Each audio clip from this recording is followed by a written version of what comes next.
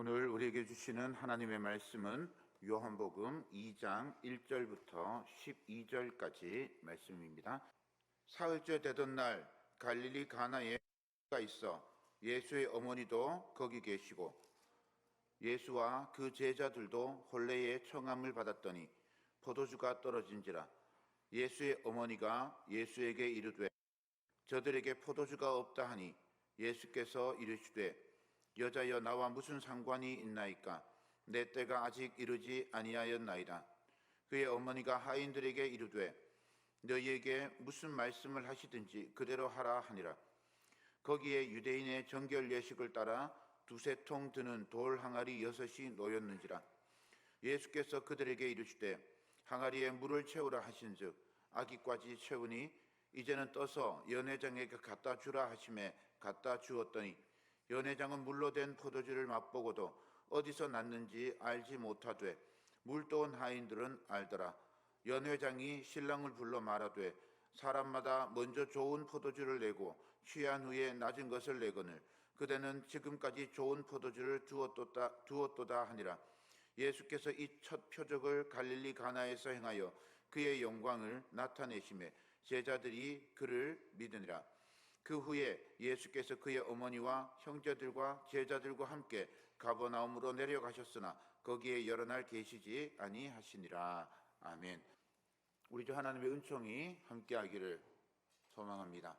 이번 주일은 신년주일이라고 되어 있습니다. 주보에 예전에는 여기 순서지에 넣었는데 앞면에 이렇게 넣어 보았습니다. 이제 주변 첫 표지를 딱 보시면 이번 주일은 몇째 주일이고 며칠이고 그리고 이 주일의 제목이 뭔지 이렇게 볼 수 있습니다. 이번 주일 신년주일인데 원래 이 신년주일이라고 하는 건 총회가 제정한 절기입니다. 신년주일, 송구영신예배, 어린이주일 뭐 이렇게 얘기하는 건 총회에서 제정한 주일이고 교회력이라고 하는 교회의 절기가 있습니다. 교회의 절기는 성탄절, 추수감사절, 그 다음에 부활절 뭐 이런 절기들이 교회의 절기들입니다. 교회력으로는 이번 주일이 주현절 후 첫 번째 주일입니다. 주현절 후 첫 번째 그랬으니까 주현절이 뭔지 알아야 되잖아요. 주현절이 무슨 날일까? 생각해 본 적 있습니까? 주보에 나왔으니까 교회 절기구나, 그런 날이구나 뭐 이렇게 생각을 할 수도 있겠지만 주현절은 대림절, 교회 절기는 대림절부터 시작합니다. 12월 예수님 성탄절 전에 4주를 대림절이라고 하는데 이 대림절이 교회 절기의 시작입니다. 그래서 대림절을 지키고 그 다음에 성탄절을 맞이하고 나면 성탄절에서부터 12일 정도 지나면 주현절이 있습니다. 그래서 주현절이 1월 6일이거나 혹은 1월 7일이 됩니다. 1월 6일이 보통 주현절인데 이날은 전통적으로 동방박사가 찾아와서 예수님께 경배한 날이다라고 그렇게 이제 전설처럼 들려오는 이야기가 있습니다. 동방박사들이 예수님께 경배한 게 왜 이날일까 생각을 해보면 예수님이 이 땅에 왕으로 오심을 경배한 날이에요. 왕으로 오신 예수님을 공공에게 처음 드러내 보인 날, 그날이 주현절이라는 거죠. 그래서 동방박사가 예수님께 황금과 유향과 몰약을 선물로 드립니다. 이건 그냥 나한테 좋은 게 있어서 드리는 게 아니라 왕께 경배드림을 상징하는 겁니다. 육신으로는 인간 아기지만 왕으로 오신 예수 그리스도의 영광을 동방박사에게 공적으로 드러내셨다. 이렇게 주현절의 의미를 드러내고 있습니다. 예수님의 영광을 공식적으로 드러낸 날이라고 얘기하면 동방박사의 경배보다 다른 날이 더 먼저 떠오를 겁니다. 가장 먼저 떠오른 날은 언젠가 하면 예수님이 세례받고 물가로 나오실 때 하늘에서부터 비둘기가, 성령이 비둘기의 모습으로 탁 임재하시고 하늘에서부터 소리가 나서 이는 내 사랑하는 아들이니 너희는 그의 말을 들으라. 딱 하늘에서 막 소리가 나면서 모든 사람들이 딱 보는데 예수님한테만 조명이 쫙 내려비치고 거기에 있던 모든 사람들이 예수님이 하나님의 아들이구나, 이걸 다 알게 되는 이 예수님의 세례 장면, 이 장면이 주현절을 나타내는 가장 대표적인 장면입니다. 또 하나가 있는데 우리가 오늘 읽은 이 가나의 혼인잔치입니다. 가나의 혼인잔치의 마지막에 예수님께서 당신의 영광을 드러내셨다라고 말씀을 하셔요. 그리고 이게 예수님의 첫 표적이라고도 말씀을 하십니다. 그래서 주현절, 예수님이 당신을 공식적으로 드러낸 날이 이 요한복음 2장에서는 이 가나의 혼인잔치에서 물로 포도주를 만든 이야기이다라고 그렇게 일반적으로 얘기를 합니다.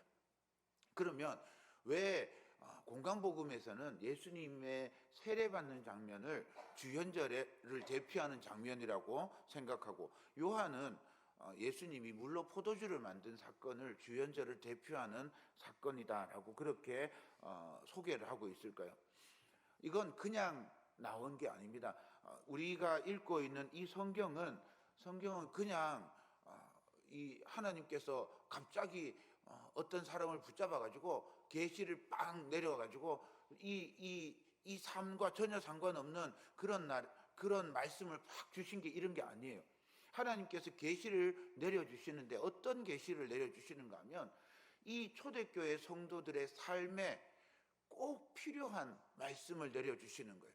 그리고 초대교회 성도들에게 꼭 필요한 말씀이니 똑같은 삶을 살아가는 우리 삶에도 똑같이 꼭 필요한 말씀이겠구나 하고 받는 거죠. 그러면 초대교회 성도들에게 꼭 필요한 말씀이 무엇일까? 초대교회 성도들은요, 하나님을 예배하고 예수님을 경배하는 일이 너무너무 행복했어요. 그런데 하나님께 예배하고 예수님을 경배하는 이 순간에 옆에서 이상한 말을 하는 사람들이 생기는 거예요. 하나님께서 예수님을 이 땅에 보내주셨어요. 그런데 하나님과 같은 하나님으로서 이 땅에 오신 예수님, 이건 모른단 말이죠. 예수님을 만났던 사람들이 아무도 이분이 하나님이라고, 하나님의 아들이라고 상상도 못해요.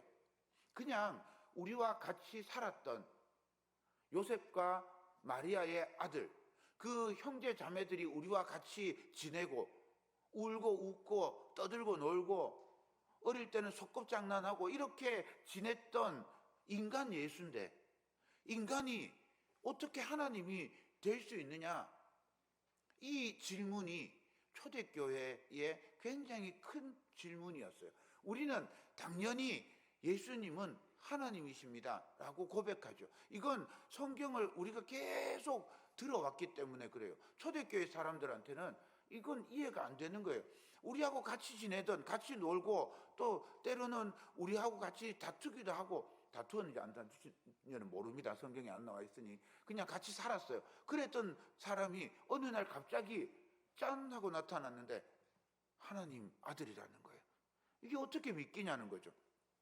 그래서 초대교회에 사람들이 자기들끼리 고민을 한 거예요. 고민을 해서 막 주장을 하기 시작한 게 뭔가 하면 예수님은 그냥 사람이에요. 그런데 하나님을 너무너무 잘 믿는 사람이에요. 하나님을 너무 잘 믿어서 하나님께서 예수님을 아들로 삼아 주셨대요. 유일신 하나님이 둘이 될 수가 없으니 예수님은 무조건 하나님보다 낮아야 한다고 생각했어요.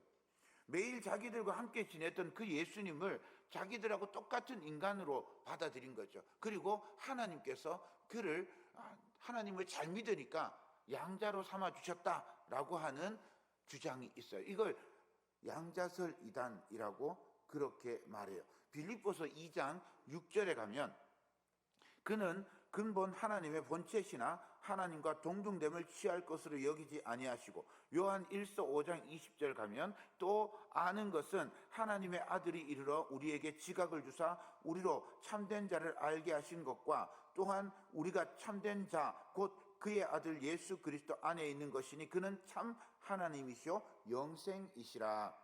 예수님이 하나님이시다, 예수님이 우리에게 구원을 주시는 분이다 라고 하는 것을 성경이 끊임없이 가르쳐 주고 있어요. 이런 끊임없이 예수님이 하나님이다 라고 가르치는 것은 양자설을 부정하는 거예요. 양자설은 틀렸다라고 하는 걸 가르쳐 주고 있는 거죠. 사람인데 하나님을 잘 믿어서 하나님이 양자 삼아 주셨다 그러면 누구나 다 예수님이 될 수 있는 거잖아요. 누구나 다 예수님처럼 돼서 예수님처럼 길을 보여줄 수 있고, 누구나 다 예수님처럼 구원에 이르게 할 수 있단 말이에요. 그러니 이 주장은 문제가 있다라고 성경이 가르쳐 준 겁니다. 두 번째 이단이 있어요. 두 번째 이단이 더 큰 문제인데, 두 번째 이단은요, 이 양자설은 유대인들 속에서 이야기된 내용들이라면, 두 번째 이단들은요, 이방인들에게 복음이 전해지면서 문제가 생긴 이단입니다. 복음이 그리스 지역으로 이렇게 퍼져나가는데, 그리스 사람들이 생각하기에 신은 거룩하고 완전 무결한 존재예요. 절대적이고 어떤 부정한 것, 결핍이 이런 것들이 존재하면 안 되는 그런 분이에요. 그런데 사람은 제한되어 있잖아요. 사람은 부정해요. 사람은 더럽고 악으로 가득 차 있어요. 그런데 이 더럽고 악으로 가득 찬 사람이, 하나님이 와서 하나님이 사람이 될 수 있느냐라고 질문하게 되는 거예요. 그러면 인간은 사라져 없어지고, 그냥 인간은 싹 불타 없어지고 하나님만 남는 거 아니냐, 이렇게 생각하는 사람이 있어요. 그러면 하나님만 남게 되면 인간은 없어졌으니 가짜로 나타나는 거 아니냐, 이렇게 주장하고요. 또 한편으로는 하나님이 인간이 됐으니 이 하나님이 인간이 되면 그 인간이 된 하나님은 제한된 부정한 존재가 되는 것 아니냐. 이게 무슨 말인가 하면요, 부정한 존재가, 제한된 존재가 어떻게 다른 사람을 구원할 수 있느냐, 이 주장인 거예요. 이 천주교에서 마리아를 숭배하잖아요. 마리아를 숭배하는 이유가 여기에 있어요. 이 좀 복잡할 수 있는데 한번 생각해 보세요. 예수님이 하나님이잖아요. 예수님은 흠이 없어요. 부정함도 없어요. 죄도 없어요. 예수님은 죄도 없고 흠도 없고 부정함도 없는데 사람의 몸에서 태어났어요. 그러면 이 사람은 부정하잖아요. 이 사람은 제한되어 있잖아요. 이 사람은 죄인이잖아요. 죄인이 무죄한, 죄인이 제한된 인간이 무한한 신을 잉태할 수 있느냐? 없다. 그러면 마리아도 무흠해야 된다. 마리아도 죄가 있으면 안 된다. 그래서 마리아도 죄가 없고 흠이 없고, 그래서 신적인 존재다. 그래서 마리아를 숭배하게 되기 시작한 거예요. 그러니 이 하나님은 인간이 되면, 하나님이 인간이 되면 인간은 소멸되거나, 혹은 하나님이 인간이 돼서 사람을 구원할 수 없거나, 둘 중에 하나가 된다는 거죠. 그런데 성경은 이걸 부정해요. 성경이 주장하는 건 뭘까요? 성경에서 말하는 건요, 우리가 알 수 없어. 우리가 이 하나님의 신비를 어떻게 알겠어요? 우리가 알 수는 없지만 하나님은 참 인간이고 참 하나님이신 예수 그리스도를 통해서 우리를 구원해 주셨다라고 믿고 있는 거예요. 하나님이 가짜로 인간이 되었다라고 주장해서 가현설이라고 하는 이단이 있어요. 이게 초대교회에 굉장히 큰 이단이었어요. 요한복음은 이 가현설 이단, 영지주의라고 하는 이 영지주의 이단에 대해서 굉장히 방어를 하고 그 기독교의 복음을 변증하려고 하는 그런 입장에서 요한복음을 기록한 거예요. 그래서 예수님께서 부활하시고 도마에게 내 손에 구멍난 이 못자국을 만져봐라. 내 옆구리에 창자국에 손을 넣어봐라. 라고 도마에게 직접 말씀하시는 거예요. 예수님이 육신을 입고 이 땅에 오셔서 직접 모든 고난을 당하시고 십자가에 달려 돌아가셨다가 3일 만에 부활하셨다라고 그렇게 주장하는 거죠. 요한일서 4장 2절 3절에 이로써 너희가 하나님의 영을 알지니 곧 예수 그리스도께서 육체로 오신 것을 시인하는 영마다 하나님께 속한 것이요 예수를 시인하지 아니하는 영마다 하나님께 속한 것이 아니니 이것이 곧 적 그리스도의 영이니라 오리라 한 말을 너희가 들었거니와 지금 벌써 세상에 있느니라. 양자설이나 영지주의 이단이나 가연설이나 다 어디에 초점을 맞추고 있는가 하면 양자가 되는 게 언젠가 하면 예수님이 세례받고 올라오실 때 이는 내 사랑하는 아들이요 라고 할 때 양자가 되었다라고 주장해요. 또 영지주의 이단들은요 성령이 비둘기같이 임할 때 하나님의 영이 예수에게 임했다라고 그렇게 주장하는 거예요. 그러다가 예수님이 겟세마네 동산에서 기도할 때 하나님의 영이 떠나가는 거예요. 그리고 가서 고통당하고 조롱당하고 십자가에 못 박혀 죽은 건 그냥 인간 예수라고 하는 거죠. 그래서 양자설 이단이나 이 영지주의 이단이나 전부 다 이 예수님의 세례받는 장면을 최고의 장면으로 생각하는 거죠. 그래서 요한복음은요 양자설이나 영지주의 이단이 얘기하는 그거 틀렸다라고 얘기해서 요한복음에는 예수님의 세례 장면이 없어요. 같은 사건인데 요한복음에서는 예수님의 세례 장면을 뺐어. 예수님의 세례 장면을 빼고 나니 그러면 예수님이 공적으로 사역을 시작하는 첫 사역이 무엇이냐? 가나 혼인잔치에서 물로 포도주를 만든 이 사건이구나 라고 사람들에게 가르쳐주기 시작을 한 겁니다. 요한복음은 계속해서 이런 말들을 가르쳐주고 있어요. 요한복음 1장 1절입니다. 태초에 말씀이 계시니라 이 말씀이 하나님과 함께 계셨으니 이 말씀은 곧 하나님이시니라.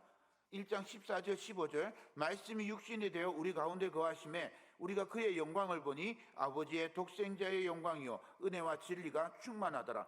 요한이 그에 대하여 증거하여 외쳐 이르되 내가 전에 말하기를 내 뒤에 오시는 이가 나보다 앞선 것은 나보다 먼저 계심이라 한 것이 이 사람을 가리킴이라 하니라. 예수님은 태초에 계셨고 이 말씀으로 계셨고 이 말씀이 곧 하나님이셨어요. 그러니까 예수님은 곧 하나님이셨어요. 그 하나님이신 예수님이 육신을 입고 이 땅에 오셔서 이 땅에서 우리와 함께 거닐고 이 땅에서 우리와 함께 웃고 울고 그렇게 살아오셨던 거죠.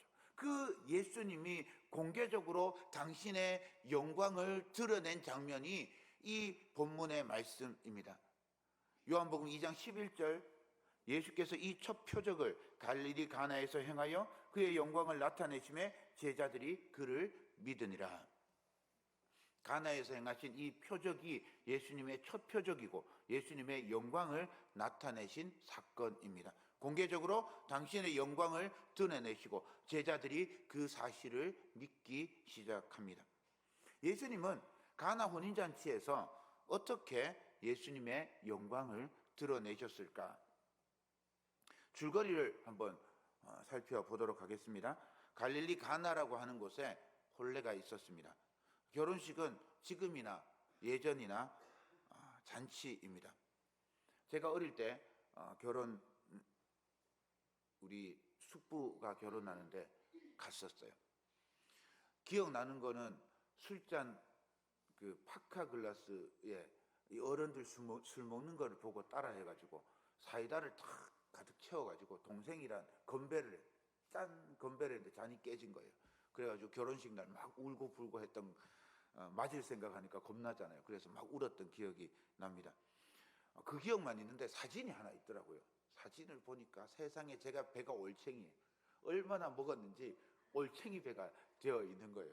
얼굴은 빼짝 말라 있는데 새카만 놈이 배만 볼록 나와가지고 사진을 찍어놨더라고요. 옛날 잔치집은 그래요. 먹을 게 너무 많은 거예요. 먹고 돌아서서 또 먹고 하다 보니까 배가 올챙이 배가 된 거죠. 음식이 엄청 많아요. 어떤 음식 있나요? 결혼식 가면 생각나는 거 뭐 있어요? 아무것도 생각 안 납니까? 결혼식 때 긴장한 기억밖에 없어요. 잔치국수 있잖아요. 그죠? 곰탕도 주고. 저희 동네 가면요, 문어를 줍니다. 문어가 없으면 결혼식 잔치가 제대로 된 게 아니에요. 저 전라도 가면 뭐 주죠?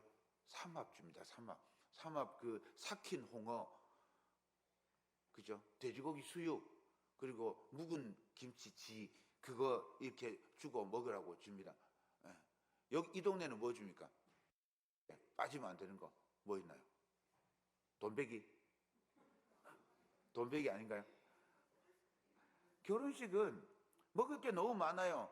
음식도 너무 많고 평소에 먹을 수 없는 거 너무너무 많죠. 그런 잔치 자리입니다. 거기에 어느 나라 어디를 가도 절대로 빠지지 않은 게 뭔가? 술이죠. 우리나라에는 결혼식 하면요, 술떡가에다가 술을 맞춰놓고 그냥 계속 가져와서 술을 먹습니다. 유대인들도 똑같이 했습니다. 잔치 자리에 술이 빠지면 안 돼요. 유대인들이 먹는 술은 포도주였습니다. 그 자리에 예수님도 초대를 받았어요. 그런데 문제가 생겼어요. 잔치를 유대인들은 보통 일주일 했습니다. 일주일 동안 잔치를 벌이는데 3일이 됐는데 세상에 포도주가 떨어진 거예요. 3일이 돼서 포도주가 떨어졌다면 이게 문제가 이만저만이 아닌 거죠. 손님이 예상보다 너무 많았던가? 형편이 어려워서 포도주를 적게 준비했던가? 뭐 어쨌든 간에 잔치집에 포도주가 떨어지면 이 신랑 신부의 체면이 깎이고 아주 말이 아니게 되는 거죠. 예수님의 어머니 마리아가 오지랖이 넓었는지 눈치가 빨랐는지 이걸 알아냈어요. 전설에 따르면 마리아의 형제 누군가의 결혼식이라고 그렇게 이야기를 합니다. 그런데 그건 전설이고, 어쨌든 마리아가 혼주하고 친했던 건 사실인 것 같아요. 그래서 하인을 마음대로 막 부리고 포도주가 떨어진 그 중요한 사실도 미리 알 수 있었던 겁니다. 어쨌든 그런 상황에서 이 마리아가 포도주가 떨어지면 혼주한테 가야 되잖아요. 혼주한테 가서 포도주가 떨어졌는데 빨리 어떻게 해봐라, 빨리 가서 사오게 시키든지 빌리 오든지 뭐 이렇게 이야기를 해야 되는 거죠. 그런데 마리아는 주인에게, 혼주에게 가지 않고 예수님께 가는 거예요. 예수님께 가서 예수님께 이렇게 말해요. 저들에게 포도주가 없다. 어쩌란 말입니까? 포도주가 없다. 포도주가 없으니 네가 가서 사와라? 이런 말인지, 우리 집에 포도주가 있으니 네가 빨리 가서 포도주를 가져와라 하는 말인지, 네가 친구를 너무 많이 데리고 와서 포도주가 떨어진 거 아니냐, 술 좀 그만 먹어라, 뭐 이렇게 핀잔을 주는 건지 잘 모르겠어요. 그냥 포도주가 없다 이렇게 말했어요. 그랬더니 예수님께서 4절에 이렇게 말씀하십니다. 예수께서 이르시되 여자여 나와 무슨 상관이 있나이까, 내 때가 아직 이르지 아니하였나이다. 예수님께서 어머니에게 아주 민망할 정도로 냉정하게 말씀하시는 거예요. 그런데 문제는 마리아의 반응이죠. 마리아가 어머니에게 이렇게 싸가지 없이 말하는 엄마한테 여자여가 뭡니까? 여자여가. 네. 한번 집에 가서 그렇게 한번 해보시겠어요? 용기 있으세요? 엄마한테 이 여자가 상상도 안 되죠. 그거를 지금 예수님이 하신 거예요. 그런데 어머니가, 마리아가 거기에 대해서 가타부터 말을 쓰면 안 하시고 바로 하인들에게 말을 하는 거예요. 5절입니다. 그의 어머니가 하인들에게 이르되 너희에게 무슨 말씀을 하시든지 그대로 하라 하니라. 마리아는요, 예수님께서 이 상황을 어떻게든 해결할 수 있다라는 그런 믿음이 있었던 것 같아요. 그러니 하인들에게 무엇이든지 시키는 대로 하라고 그렇게 말씀할 수 있었던 것 같습니다. 상상해 보십시오. 지금 포도주가 떨어져 갑니다. 하인은 주인의 명을 받아서 포도주를 사러 가든지 빌리러 가든지 뭐 포도 농장에 가서 포도주를 짜든지 뭘 해야 돼요. 그런데 예수님께 가라고 말하는 거예요. 예수님의 말씀을 들으라고 그렇게 말하는 거예요. 자, 예수님에게 가서 예수님을 쳐다보고 있는데, 예수님을 쳐다보고 있어요. 그런데 예수님이 너 뭐야? 내 때가 아직 이르지 않았으니 나는 아무것도 안 할 거야. 가만히 있으면 어떻게 될까요? 이 잔치 자리는 진짜 망해요. 망하는 것뿐만이 아니고 그 모든 책임이 누구한테 가요? 마리아나 예수님께 가는 거예요. 그걸 감수하고 하인들이 그냥 예수님께 가서 예수님 입만 쳐다보고 있는 거죠. 지금 이거 상상해 보세요. 이건 정말 하인들에게도 마리아 너무 큰 모험이에요. 거기 가서 눈을 끔뻑끔뻑하고 있는 거죠. 예수님께 모든 책임을 다 떠맡겨 버렸어요. 이때 예수님께서 하인들에게 일을 시킵니다. 그런데 이 일을 시키는 일도 어처구니가 없습니다. 예수님께서 유대인들의 정결 예식에 사용되는 돌 항아리가 6개 있는 것을 보셨어요. 그리고 하인들에게 말씀하십니다. 항아리에 물을 채우라. 하인들이 아직까지 물을 가득 채웠습니다. 하인들이 무슨 마술을 부리는가, 무슨 기적을 일으키려는가 싶어서 이제 예수님을 쳐다보고 있으니 예수님께서 바로 말씀하시는 거예요. 연회장에게 갖다 주라. 하인들이 연회장에게 가져다 주었습니다. 연회장이 물로 된 포도주를 맛보고 어디서 났는지 알지 못했답니다. 아마도 이 연회장이 포도주의 맛만 보고도 포도주가 이게 몇 년산인지, 어느 지방에서 누구의 집에서 만들어졌는지 맞출 수 있는 그런 포도주 감별사, 요즘 어려운 말로 하면 소믈리에, 들어보셨습니까? 소믈리에. 포도주 감별사이지 않나 이런 생각이 들어요. 딱 한 모금 딱 마시면 이 포도주가 어떤 계절에 가물었는지 혹은 물이 많았는지 이런 게 딱 느껴지는 거예요. 어떤 지방의 토양에서 자란 포도나무인지 누구네 집에서 만들어진 포도주인지 다 아는 거예요. 그런데 이건 뜬금없이 이 어디서 나왔는지 모르는 그런 포도주가 나온 거예요. 딱 마셔봤는데 이거 김태환 집사님의 포도주도 아니고 이거는 조이라 집사님의 포도주도 아닌데 어디서 나왔지? 이상하네. 그런데 맛은 너무 좋네. 막 이렇게 막 얘기를 하는 거. 그리고는 신랑을 불러가지고 야야야야, 세상에 이런 포도주를 어디다가 숨겨놨다가 지금 꺼내는 거냐? 야, 이렇게 맛있는 건 미리 내놔야 되는 거 아니냐? 막 이 연회장이 신랑을 칭찬하고 막 이러는 거예요. 이 비밀을 누가 알아요? 하인들만 알고 있는 거예요. 기적이 일어났으니 그리스도의 영광이 드러났구나, 이렇게 그냥 단순히 생각하면 성경의 깊은 의미를 모르는 겁니다. 가나 혼인잔치에서 물로 포도주를 만든 사건을 기적이라고 말하지 않아요. 표적이라고 말합니다. 표적이라고 말하는 이유가 뭘까요? 기적은 그냥 놀라운 사건이에요. 우리가 예상하지 못하는 자연적인 현상을 넘어서는 그냥 사건입니다.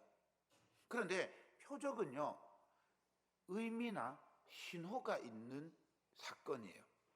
그러니 표적을 통해서는 뭔가 다른 의미가 있다는 말이에요. 표적을 통해서 기적은 그냥 놀라운 일이구나, 박수치고 위대한 마술이구나, 환호하고 이러면 끝나는 거지만, 표적은 물로 포도주를 만드는 일을 통해서 보여주고자 하는 게 다른 게 있다는 거죠. 물로 포도주를 만든 사건을 통해서 보여주는 게 뭔가 하면 예수 그리스도의 영광인 거예요. 예수 그리스도의 하나님의 아들이심을 드러내 보여주는 사건이 이 물로 포도주를 만든 사건이라고 하는 거죠. 예수님의 표적은 항아리에 물을 채우는 데서부터 시작합니다. 항아리는 유대인들의 정결 예식을 위해서 집집마다 준비되어져 있는 도구입니다. 그런데 잔치집에 항아리가 모두 비어 있어요. 외출했다가 돌아오거나 혹은 다른 데서 집을 방문하면 모두 이 항아리로 와서 항아리에 있는 물로 손을 씻어야 돼요. 발에 있는 먼지를 씻어내야 돼요. 매일매일 밖에 나갔다가 돌아오면, 외출했다가 돌아오면 우리 삶에 묻어있는 먼지나 때를 다 씻어내는데 이 항아리가 필요한 거예요. 그런데 이 항아리가 비어 있습니다. 아무도 이 텅 빈 항아리에는 관심이 없어요. 포도주가 떨어진 건 알지만 항아리가 빈 건 아무도 알지 못해요. 가만히 생각해 보면 그렇습니다. 물은 매일매일 사용하고 흔한 거지만 너무 흔하다 보니까 가치가 없어 보입니다. 포도주는 소중해요. 반드시 있어야 되고 누구나 다 집중하고 귀하게 다루지 않으면 안 되는 그런 음료입니다. 그렇지만 사실 포도주보다 물이 훨씬 더 소중하죠. 물이 없으면 죽지만 포도주가 없으면 죽지 않으니까요. 그런데 사람들은 빈 항아리보다 빈 포도주 항아리에 더 관심이 있습니다. 예수님께서는 빈 항아리에 물을 채우라 말씀하십니다. 물을 채운다는 건 정말 소중한 걸 채우라는 말인 거죠. 하루하루 별것 아닌 것 같은 그런 빈 항아리 같은 우리 일상에 정말 소중한 물을 채우라는 것. 빈 항아리 같은 우리 일상에 하나님의 말씀을 채우라는 겁니다. 물을 빈 항아리에 아기까지 채운 후에 물이 포도주가 되는 사건이 일어납니다. 빈 항아리에 물을 채우는 사람은 하인입니다. 예수님이 아닙니다. 빈 항아리에 물을 채우는 일은 성도의 몫입니다. 우리 일상에 주어진 항아리에 물을 채워야 합니다. 지난 주일에 기름을 준비하는 여인들, 달란트를 결산해야 되는 하인들, 또 양과 염소의 비유를 함께 묵상해 보았어요. 기름이 무언지, 달란트가 정확하게 뭔지 모르겠어요. 양과 염소의 이야기를 읽고 나니까 조금은 알겠지만 주인이 결산하기 전에 베푸는 자비라고 그냥 생각하고 있지만 오늘 말씀을 연결해서 생각하니 좀 더 분명해집니다. 우리 일상이 기름이고 달란트구나. 우리 일상에 있는 아주 평범한 삶이 물처럼 사실은 매우 귀중한 것이구나. 우리 일상에서 베푸는 작은 자비가 우리를 통해서 예수 그리스도의 영광이 되는 그런 일들이구나. 물이 포도주로 바뀌는 그런 놀라운 일들은 예수님이 하실 일인데, 예수님의 영광을 위한 일인데, 우리는 우리에게 주어진 일상을 채움으로 예수님의 영광이 드러나게 되는구나. 우리의 일상을 채움으로 마지막에 결산할 때에 잘했다, 착하고 충성된 종아 칭찬받을 수 있게 되는구나. 주연절을요, 그래서 일상의 절기라고 부릅니다. 예수님의 영광을 드러내는 일은 성도의 일상을 채울 때 가능해지는 겁니다. 성도의 일상이 메마르고 텅 빈 항아리처럼 되어 있으면 예수 그리스도의 영광이 드러날 수 없습니다. 11절을 다시 읽겠습니다. 예수께서 이 첫 표적을 갈릴리 가나에서 행하여 그의 영광을 나타내심에 제자들이 그를 믿으니라. 예수님의 영광을 나타내시기 위해서 첫 표적을 행하셨습니다. 첫 표적을 통해서 예수님의 영광이 드러났습니다. 첫 표적의 목적은 예수님의 영광을 드러내는 것입니다. 예수 그리스도의 영광을 위해 항아리에 물을 채우는 성도가 되기를 소망합니다. 예수 그리스도의 영광을 위해 우리의 일상을 회복하고 일상에서 하나님을 찬양하고 경배하는 성도 되시기를 주님의 이름으로 축원드립니다.